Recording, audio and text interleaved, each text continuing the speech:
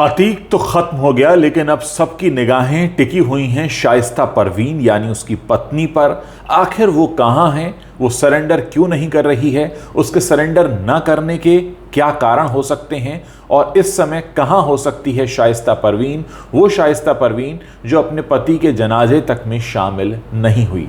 इस वीडियो में हम इन्हीं सभी बातों पर चर्चा करने वाले हैं। साथ ही आपको बताएंगे कि शाइस्ता परवीन की अपनी कहानी क्या है। देखिए, एक बात जो कही जा रही है वो ये है कि शाइस्ता को जाहिर है पुलिस पर बिल्कुल भी भरोसा नहीं है और ये एक कारण हो सकता है कि वो अभी तक सरेंडर नहीं कर रही है। इस समय उमेश पाल मर्डर केस में शाइस्ता पर करीब 50,000 रुपए का इनाम रखा गया है। अपने बेटे असद, पति अतीक और देवर अशरफ की जो उसका जो जनाजा था उसमें भी वो शरीक नहीं हुई और उसके बावजूद सरेंडर नहीं किया। तो क्या कोई है जो अभी शाइस्ता को ये भरोसा दिला रहा है कि वो बच सकती है? क्योंकि सभी को ये लग रहा था कि बहुत जल्द अतीक की मौत के तुरंत बाद उसका सरेंडर हो जाना चाहिए। अब पूरी कहानी ऐसी है कि एक जो वजह कही जा रही है वो ये है कि शाइस्ता हो सकता है किसी शूटर के साथ है। जाहिर है वो अकेली नहीं है, अकेले अपना बचाव नहीं कर सकती, तो किसी शूटर के साथ है और उस शूटर का ये कहना है कि आप सरेंडर मत कीजिए। उमेश पाल हत्याकांड में शामिल 3 शूटर्स हैं जो अभी तक फरार बताए जा रहे हैं, गुड्डू मुस्लिम, अरमान और साबिर। वहीं उमेश पाल हत्याकांड की साजिश में शामिल अतीक की पत्नी भी फरार है यानी शाइस्ता, और 50,000 का इनाम लेकर वो कहां घूम रही है या कहां छिपी है। एक बात और कही जाती है कि शाइस्ता को अतीक के सारे काले कारनामों की अच्छे से जानकारी है। इसी साल मार्च में यूपी के जो एडीजी हैं law and order Prashant Kumar ने बताया था कि अतीक और उसके परिवार की करीब 11,684 करोड़ रुपए की संपत्ति जब्त हो चुकी है। ईडी ने बुधवार को प्रयागराज में माफिया अतीक अहमद और उसके करीबियों के करीब 15 ठिकानों पर भी छापेमारी की थी। ईडी ने इस दौरान करीब 84,68,000 का कैश, 60 लाख के गोल्ड डायमंड, ज्वेलरी करीब 2,85,00,000 की और कई अवैध कागजात भी जब्त किए। अतीक के लखनऊ में बने 47 लाख कीमत के 5,900 वर्ग फीट के मकान को भी जब्त कर लिया गया। अतीक की 100 बेनामी संपत्तियां भी जब्त हुईं और प्रयागराज के सदर में बना उसका मकान भी जब्त हो गया। अतीक के कई बिल्डरों से, कई बिजनेसमैन से रिश्ते थे जहां वो उनका काला पैसा लगाता था।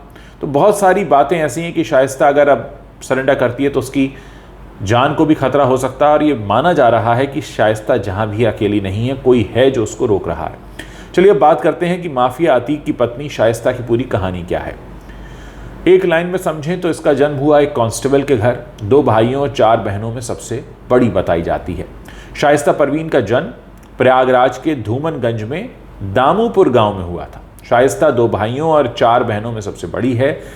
इसके पिता मोहम्मद हारून यूपी पुलिस में कांस्टेबल हुआ करते थे। पुलिस में होने की वजह से पिता के साथ उसका काफ़ी समय पड़ोसी जिले प्रतापगढ़ में बीता। शुरुआती पढ़ाई प्रयागराज में हिम्मतगंज के किदवई गर्ल्स इंटर कॉलेज से हुई। शाइस्ता ग्रेजुएट है और ये वो दौर था जब माफिया अतीक की राजनीति में एंट्री हो चुकी थी। वो प्रयागराज की पश्चिमी विधानसभा सीट से विधायक था। अतीक का शाइस्ता के पिता से पुराना परिचय था, ऐसे में उसका शाइस्ता के घर आना जाना लगा रहता था।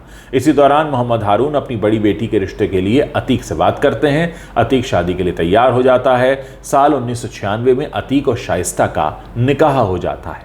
अतीक और शाइस्ता के कुल 5 बच्चे हुए। इनमें से अब असद की तो मौत हो चुकी है। 4 बेटों के नाम अली, उमर, अहमद, एहजान और अबान हैं। इसमें से 2 जेल में हैं, 2 बाल सुधार गृह में हैं। क्या परिवार है! एक एनकाउंटर में मारा गया, एक फरार है, एक को किसी ने गोली मार दी। जो 4 बच्चे हैं वो सुधार गृहों और जेल में हैं। खैर, शाइस्ता पर भी पहले से 3 मुकदमे हैं और उसका भाई भी अतीक गैंग का मेंबर बताया जाता है। उमेश पाल हत्याकांड में साजिशकर्ता के रूप में नामजद हुई शाइस्ता के खिलाफ ये पहला आपराधिक मामला नहीं था। उसके खिलाफ 3 और मुकदमे हैं जो साल 2009 में दर्ज हो गए थे। इसमें धोखाधड़ी, जालसाजी, आर्म्स एक्ट, कई तरह के मामले। शाइस्ता का भाई जकी अहमद भी माफिया अतीक अहमद के गैंग में शामिल था और वो इसके रजिस्टर्ड गैंग IS-227 का एक्टिव मेंबर है और वर्तमान में लखनऊ की जेल में बंद है। पूरा परिवार या तो जेल में है या फरार है। अतीक के जेल जाने के बाद राजनीतिक संरक्षण हासिल करने में लगी हुई थी शाइस्ता। 2019 में अतीक के जेल जाने के बाद से ही शाइस्ता राजनीतिक संरक्षण हासिल करने की कोशिश में थी। सबसे पहले शाइस्ता ने सपा से जुड़ने की कोशिश की, हालांकि सपा ने पार्टी में शामिल करने से इनकार कर दिया। इसके बाद शाइस्ता कानपुर में 27 सितंबर 2021 को असदुद्दीन ओवैसी की पार्टी AIMIM से जुड़ गई। इस मौके पर ओवैसी ने खुद ऐलान किया था कि अतीक अहमद की पत्नी शाइस्ता कानपुर की कैंट विधानसभा सीट से चुनाव लड़ेंगी। इसके बाद शाइस्ता ने AIMIM की कई सारी रैलीज में पार्टिसिपेट किया। इन रैलियों में वो अतीक के जेल से भेजे गए पत्रों को पढ़ती थी और इन पत्रों में अतीक ने आरोप लगाया था कि वो अखिलेश यादव की वजह से जेल में है। साल 2022 के अंत तक शाइस्ता बसपा से जुड़ने की कोशिश में जुट गई। इसमें भी उसे सफलता मिली। 5 जनवरी 2023 को उसे प्रयागराज में बसपा की सदस्यता दे दी गई। इस दौरान बसपा ने प्रयागराज नगर निगम से मेयर पद के लिए उसकी उम्मीदवारी का भी ऐलान कर दिया। इसके बाद से वो चुनाव की तैयारियों में जुट गई। इस बीच 24 फरवरी को उमेश पाल की हत्या हो जाती है। CCTV फुटेज में उमेश पाल को गोली मारने वाले शूटर्स में शाइस्ता का बेटा असद भी दिखाई देता है। इसके बाद कई और CCTV फुटेज सामने आते हैं जिनमें शाइस्ता उमेश पाल की हत्या में शामिल शूटर्स के साथ देखी जाती है।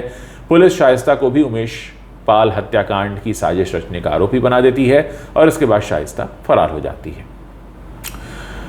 अब कहा जाता है कि जब पहली बार उमेश पाल हत्याकांड के बाद जब असद का नाम सारे CCTV फुटेज में आया, अखबारों में आने लगा, तो अतीक की पत्नी शाइस्ता ने साबरमती जेल में बंद अपने पति अतीक को फ़ोन किया था। शाइस्ता ने कहा था कि असद बच्चा है, उसे इस मामले में नहीं लाना चाहिए था।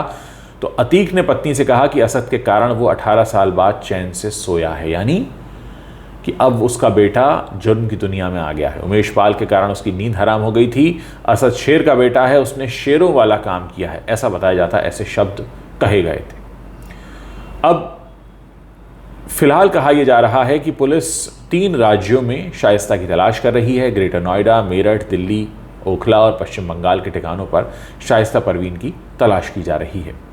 और अब देखते ही हैं कि ये कब पकड़ में आती है, क्योंकि इस समय सभी की नज़रें शाइस्ता परवीन पर इसलिए भी हैं क्योंकि जब तक ये पकड़ में नहीं आती है तब तक ये पता नहीं चलेगा कि अतीक के और कितने काले राज हैं जिनको ये जानती है।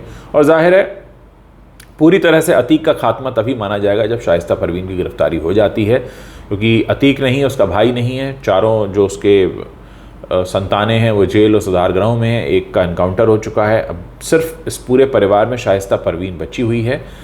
शाइस्ता परवीन का पकड़ा जाना बेहद ज़रूरी है। देखते हैं, इस पूरे खबर पर नज़र बनी हुई है, कोशिश करेंगे आपको कहानीनुमा तरीके से बताते रहें जो कुछ भी हमारे आसपास हो रहा है।